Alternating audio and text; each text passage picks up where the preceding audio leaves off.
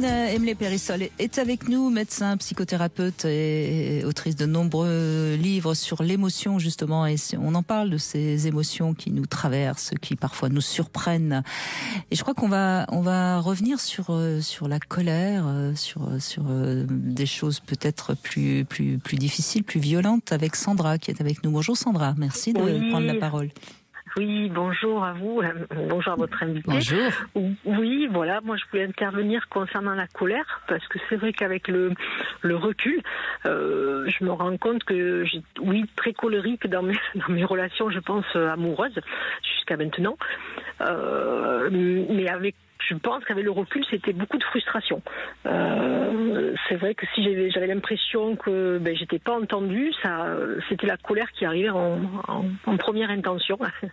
Donc, et du coup, avec un repli sur soi, avec des choses pas agréables à vivre. Mais avec les années, le travail sur soi, je me rends compte que c'était plus un manque peut-être de confiance en moi dans l'expression, de pouvoir verbaliser les choses. Dans la communication. ou un refus de la frustration, peut-être. Je pense pas, parce que la frustration, non, je pense que c'était, moi j'avais l'impression que c'était plus, mais j'étais pas entendue, dans ce sens où je pense dans votre désir.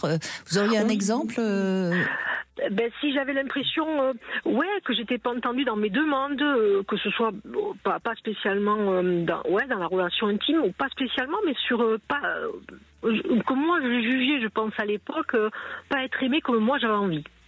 Ah là, on est déjà sur autre chose, entre la demande et être aimé. Mais moi je le traduisais comme ça, je pense, à l'époque, si j'avais l'impression que, je sais pas, est-ce que manque de confiance peut-être en moi, j'imagine. Parce qu'aujourd'hui, j'ai pas cette sensation-là. Je suis pas sûre. Je sais pas ce que vous en pensez, Catherine, mais je suis pas sûre que ce soit. C'est-à-dire que c'est un cercle vicieux. C'est plus vous attendez.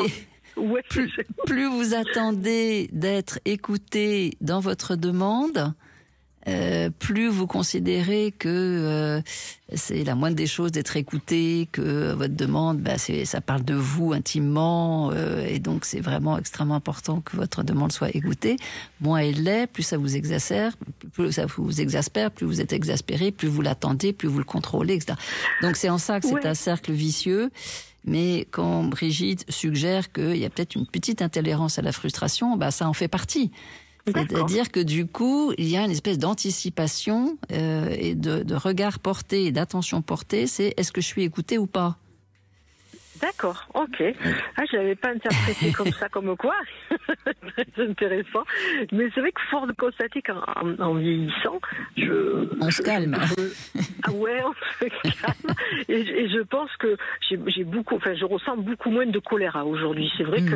Mais est-ce que enfant, justement, vous aviez le sentiment de pas être écoutée, de pas être comprise ? Oui. Bon, donc ça a réactivé votre blessure d'enfance. Mais je pense quand même, et ça c'est vraiment important de le comprendre. Quand on accepte la frustration, ou en tout cas la déception, si je puis dire, que l'autre n'apporte pas ce qu'on attend, à ce moment-là, on va pouvoir le demander de manière plus claire. Sinon, en effet, ça provoque de la colère. Mais la colère, elle traduit aussi un sentiment d'injustice, de trahison, de frustration. Vous voyez, la colère, elle signifie plusieurs choses. Donc, il faut toujours arriver à analyser par rapport à soi. D'accord. C'est vrai que maintenant que vous mettez le doigt dessus, peut-être que je l'avais pas interprété comme ça, parce que c'est vrai qu'aujourd'hui, j'ai pas la sensation de frustration, et c'est vrai que je ressens pas les choses comme ça, mais peut-être que c'était de la frustration. Peut-être avez-vous appris justement, à force de souffrir, et d'utiliser la colère pour vous exprimer, peut-être avez-vous, bonne nouvelle, appris à vous exprimer, à porter attention à des désirs qui sont les vôtres, et appris à les nommer, et à les argumenter même, ou à les éclairer. Et donc, c'est ça, c'est-à-dire que plus vous apprenez, c'est un apprentissage, plus vous apprenez à vous exprimer clairement, moins il y a de frustration, moins il y a de colère. Oui, ça, je pense que je suis d'accord avec ça. Je pense que on mesure souvent, malheureusement pas à sa juste mesure, combien pour un enfant qui démarre dans la vie 18 mois, 2 ans, jusqu'à 3 ans, ces premiers temps où l'enfant fait l'expérience d'être écouté ou pas, marque profondément l'enfant et peut véritablement être une blessure. Donc il y a des blessures traumatiques corporelles, mais il y a cette blessure qui peut être liée à pas forcément un rejet, mais une non-écoute de la parole qui fait que l'enfant se sent privé d'exister en tant qu'être relationnel et social dans sa place au sein de la famille, et ça peut être une blessure très forte qui peut, dans un second temps, je peux en parler, moi on m'appelait Roquet dans la famille. Ma grand-mère m'appelait Roquet parce que, en tant que troisième, j'avais pas beaucoup de place pour parler. Et donc vous aboyez. Et donc j'aboyais. Et donc ma grand-mère ne supportait pas ça, elle m'appelait Roquet. Ce qui évidemment me blessait encore plus. Enfin bref, cercle vicieux. Et donc j'ai appris à parler. Mais je pense que j'avais ce rôle-là aussi dans la famille. C'est toujours moi qui disais les choses via la colère, parce que j'exprimais. Donc c'est vrai que j'avais cette place-là. Mais en même temps, Sandra, je vais quand même positiver votre colère. Vous allez voir, ça va vous plaire. Parce que quand on est enfant et qu'on a l'impression qu'on n'est pas écouté, pas entendu et qu'on peut pas s'exprimer, on a deux possibilités. Soit en effet, on va ensuite assez vite se mettre en colère pour marquer le coup, taper des pieds et se faire entendre, ou alors on va rester totalement introvertie, silencieuse, et puis on mettra beaucoup plus de temps à apprendre à prendre sa place. Oui. Donc en fait, moi j'aime bien quand même positiver aussi la colère. La colère, c'est une manière de s'affirmer qui n'est pas la bonne, on est bien d'accord, mais vous avez appris à vous affirmer sans avoir plus besoin de vous mettre en colère. Et c'est en ça qu'il faut être plutôt, il faut pas être aussi négatif sur la colère qui est toujours considérée comme une émotion négative. C'est négatif si on se met à taper sur le voisin parce qu'on est en colère. Mais sinon, la colère, c'est une manifestation d'un besoin d'affirmation de soi. Tout à fait. Après, pour moi personnellement, elle m'a beaucoup servi parce qu'elle m'a fait avancer beaucoup du coup. Parce que comme j'étais pas d'accord, j'allais dans les autres directions parce que j'étais pas d'accord. Et du coup, j'ai passé par beaucoup de chemins de traverse, mais je suis arrivée à ce que je voulais. La finalité, donc la colère, elle m'a un peu portée, mais moi je dirais dans le bon sens aujourd'hui, puisque j'ai appris à ne plus être en colère. C'est ça. Moi, je trouve. À mon avis, parce que vous avez plus besoin, parce que vous savez vous exprimer, vous posez vos limites, et je pense que on vous respecte maintenant, parce qu'on voit. On entend à la manière dont vous parlez que vous avez une certaine force. J'ai pas envie de vous contrarier, moi, Sandra.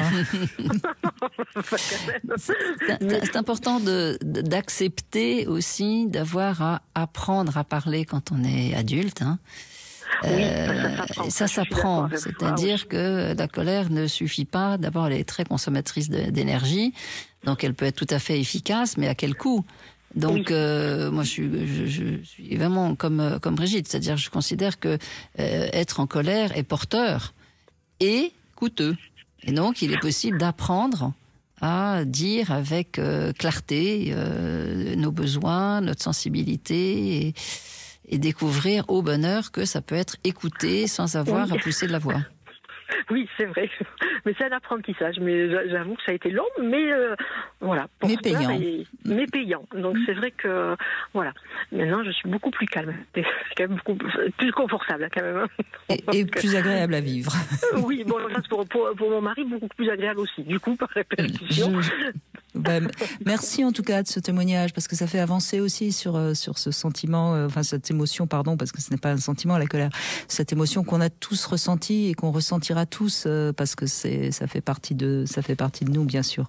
Merci beaucoup, Sandra. Merci à vous. Alors, les petites devinettes du jour. Allez, je vous la sors. Je la trouve. Bon, écoutez, pourquoi les lesbiennes sont souvent plus constipées que les autres femmes? Vous avez le temps des infos pour trouver la réponse. Voilà. Et puis on continue bien sûr à évoquer tous ces ressentiments qui parfois sont assez désagréables à vivre, à traverser, mais qui quelque part parlent de nous. Et c'est parce qu'on va mieux les comprendre, qu'on va avancer. Et c'est toujours le but, hein, c'est de se sentir mieux avec soi-même, parce que ça parle toujours de nous, évidemment. On se retrouve tout de suite après les infos. 0826 300 300. À tout de suite.